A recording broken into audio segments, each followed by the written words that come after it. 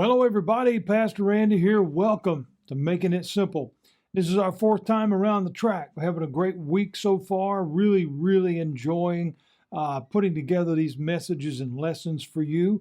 And I'm so appreciative of the positive feedback and just the acceptance of the opportunity of being able to just share some time with you. You know, we're living in a very difficult time to where we don't always get to travel and visit one another the way that we would like to. And that's not necessarily because of world conditions or what have you. Maybe in some cases it is, but in particular, it's just life. We're all busy and we all live in different places all around the country. And so we don't get to see each other the way that we'd like to. But just knowing that we can connect even through this way, what a blessing. And so I really enjoy putting this together and sharing some time with you. So we're going to just jump right back into it on this session of Making It Simple.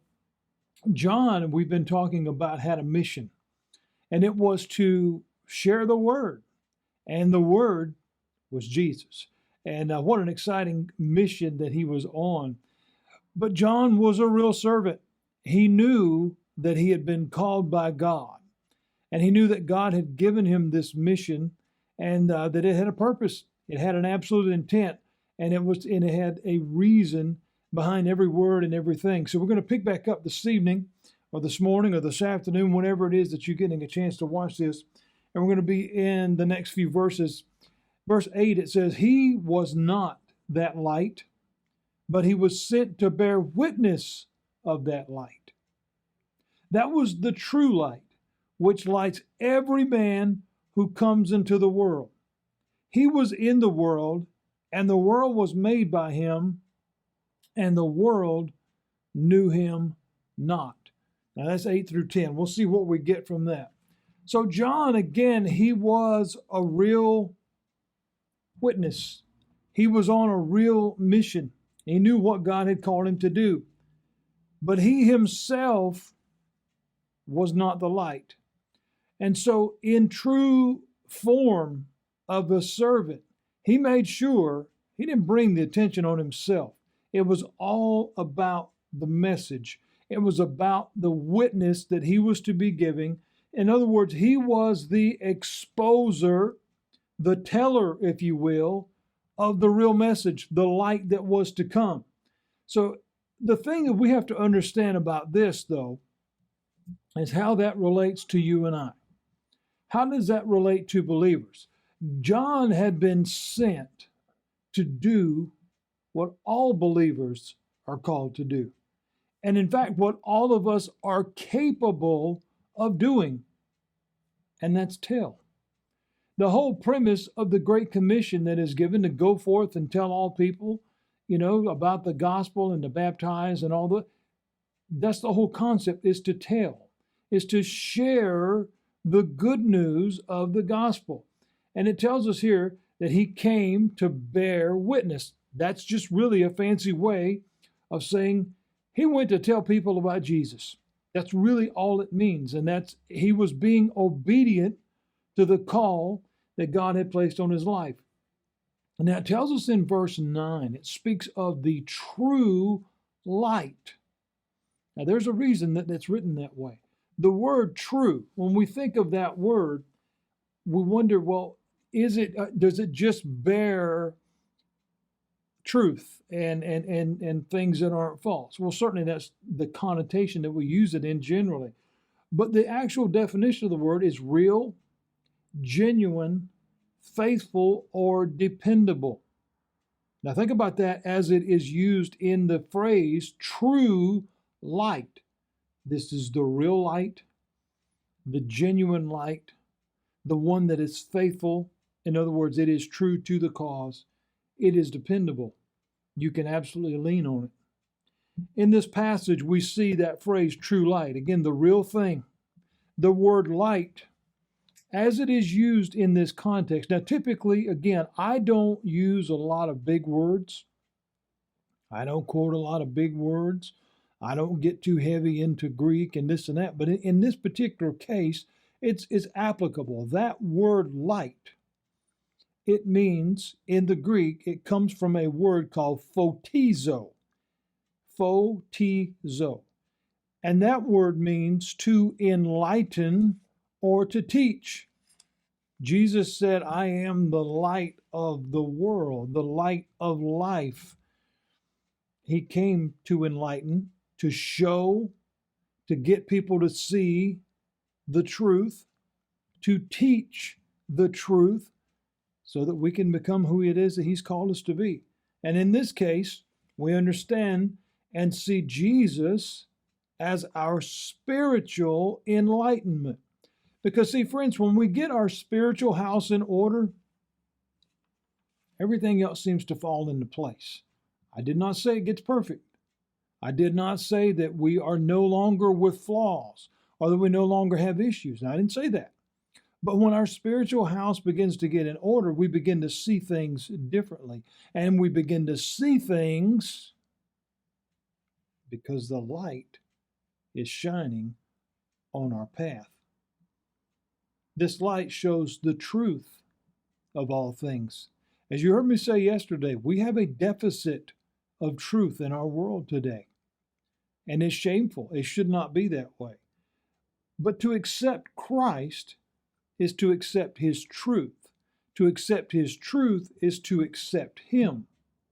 But to reject the truth, to reject the light, to reject Him, is indeed rejecting the truth. In other words, no, I'm going to do it.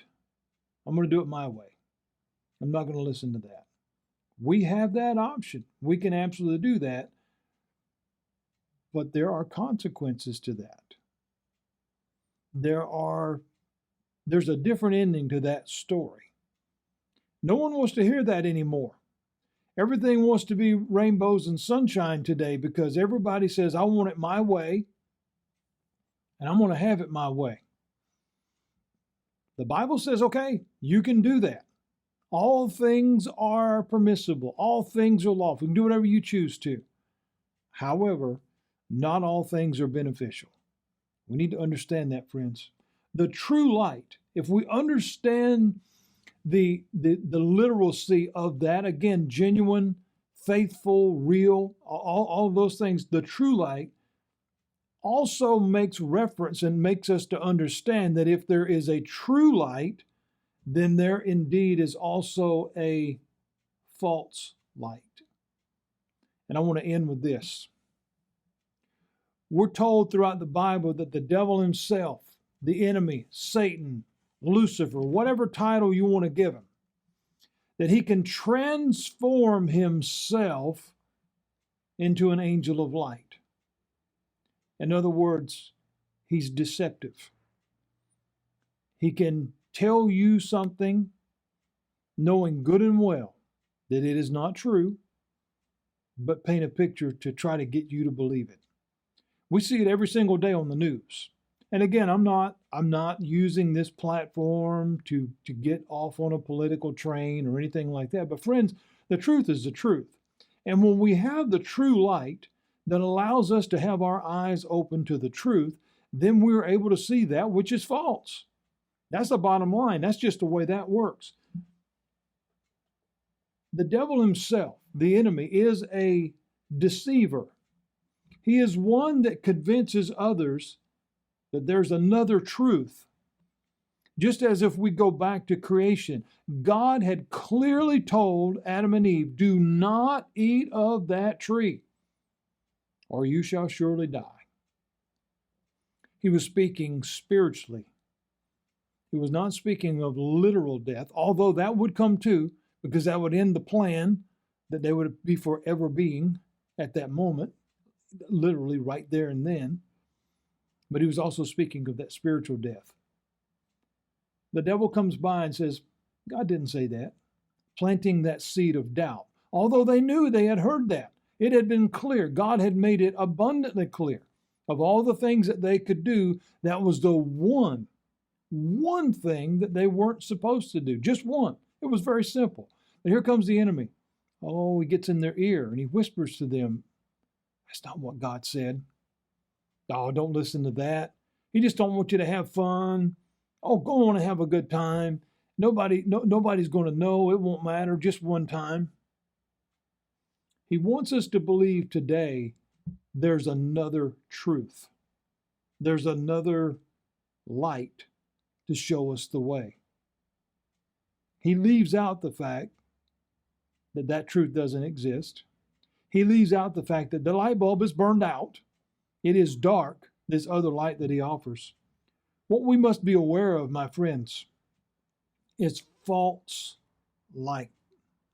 False light. That is why it is so imperative that we not only study the book, but even more so that we get to know the author. That is why I want to take this time to use this platform to reach friends and family and people that I don't even know.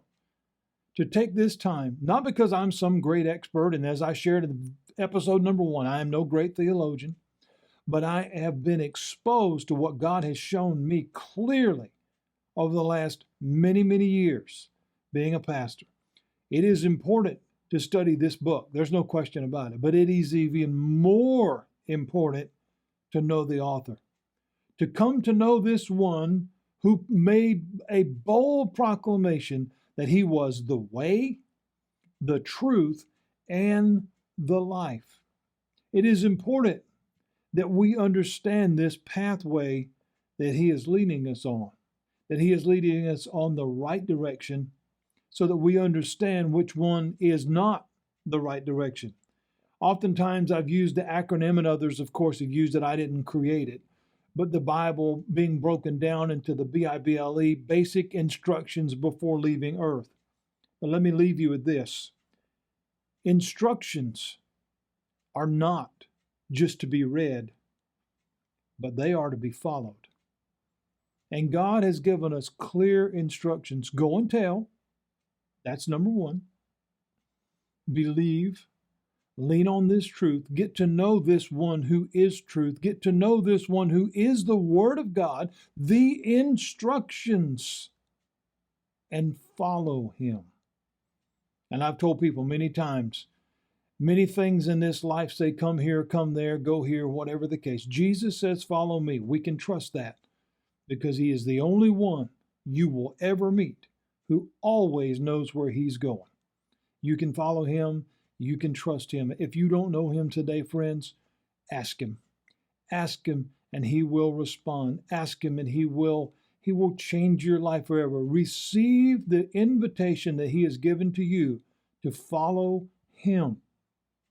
And he will lead you in the right path. He will shine a light on your life that will help you see the truth and make clear differentiation between truth and false.